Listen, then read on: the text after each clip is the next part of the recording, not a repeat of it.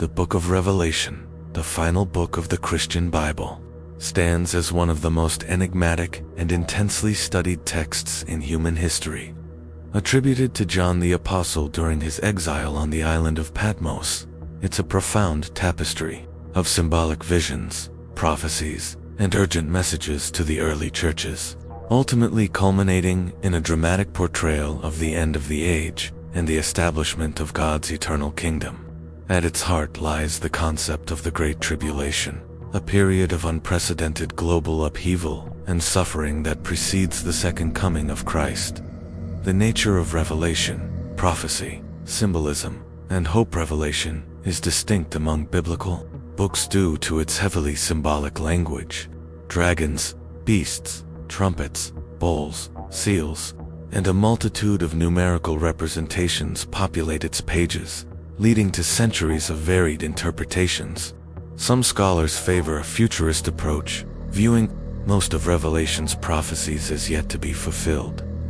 Others adhere to a preterist view, believing many of the events described have already occurred in the 1st century AD. The historicist perspective sees Revelation as a panoramic overview of church history from the time of John until the end, while the idealist or spiritual approach emphasizes the timeless spiritual principles and recurring patterns of good versus evil.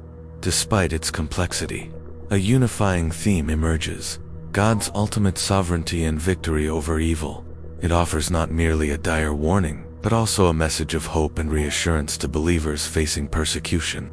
It reveals that suffering is not meaningless, but part of a divine plan, leading to a glorious consummation, where all tears will be wiped away. The seals, trumpets, and bowls, escalating judgments. The unfolding narrative of Revelation is structured around a series of escalating divine judgments. The breaking of 7 seals, Revelation 6 initiates a sequence of events, beginning with a white horse often interpreted as conquest or the spread of the gospel, followed by war, famine, and death. The 5th seal reveals the souls of martyrs, crying out for justice, and the 6th brings cosmic disturbances, a great earthquake, the sun turning black, and the moon like blood, signaling a profound shift in the natural order. Following the seals are the 7 trumpets, Revelation 8-9. These judgments primarily affect the earth, sea, fresh waters, and celestial bodies, bringing hail, fire, poisoned waters, and darkness. The 5th and 6th trumpets introduce demonic hordes, including the terrifying locusts from the bottomless pit and a vast army from the Euphrates, unleashing widespread destruction upon humanity. The final and most severe series of judgments are the 7 bowls of God's wrath, Revelation 16, poured out directly upon the earth. These bring painful sores, the sea turning to blood, rivers becoming blood, scorching heat, darkness, the drying up of the Euphrates, and finally, a devastating earthquake and massive hailstones.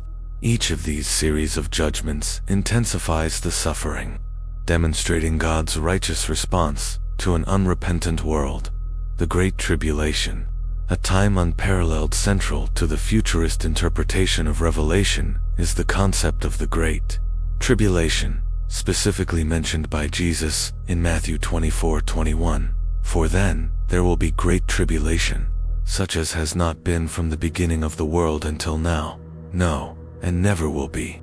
This period, often understood to be 7 years in duration, based on the 70 weeks prophecy in Daniel 9, is characterized by unparalleled global distress.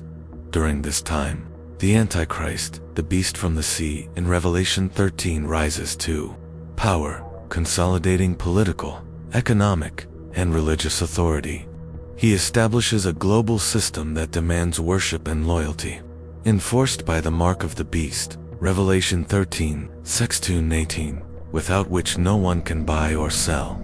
This mark serves as a visible sign of allegiance to the Antichrist and rejection of God. Persecution of believers intensifies dramatically during this era, with many facing martyrdom for their faith. The Great Tribulation is also a time of significant divine intervention. The 144,000 sealed servants of God, Revelation 7, often interpreted as Jewish evangelists, play a crucial role in spreading the gospel amidst the chaos. 2 mysterious witnesses, Revelation 11, prophesy for 1,260 days, performing miraculous signs before being killed and then resurrected, further demonstrating God's power.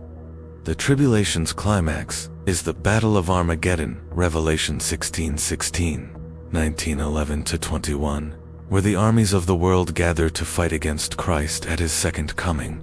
However, this is not a true battle, but a swift and decisive victory for Christ, who returns with the armies of heaven, utterly defeating the Antichrist, the false prophet, and their followers.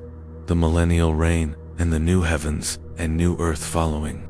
Armageddon, Revelation, describes the binding of Satan for 1,000 years, Revelation 22, 1-3, a period known as the millennial reign of Christ. During this time, Christ rules on earth with his resurrected saints, bringing an era of peace, righteousness, and justice. This 1,000-year reign is a subject of much theological debate, with different views including premillennialism.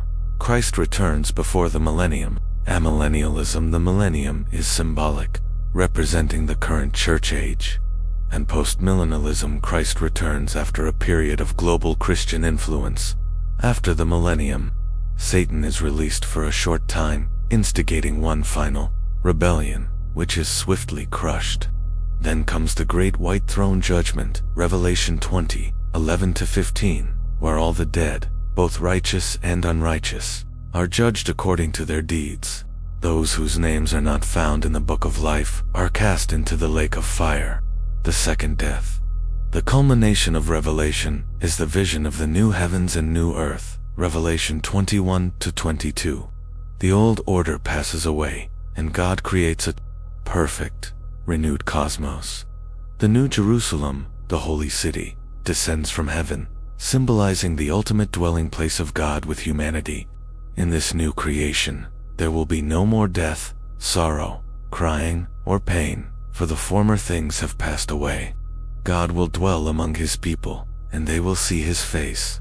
The tree of life will be there, and the river of the water of life will flow freely, offering eternal sustenance and healing. Conclusion. A message for all time. The Book of Revelation, with its vivid portrayal of the Great Tribulation and the ultimate triumph of God, continues to captivate and challenge readers.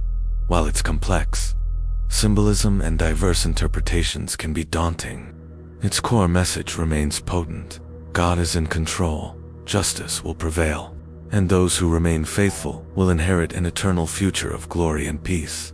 It serves as a powerful call to perseverance in the face of adversity, a warning against the allure of worldly power, and a profound declaration of the hope that awaits all who believe. Ultimately, Revelation is not just about the end of the world, but about the beginning of eternity.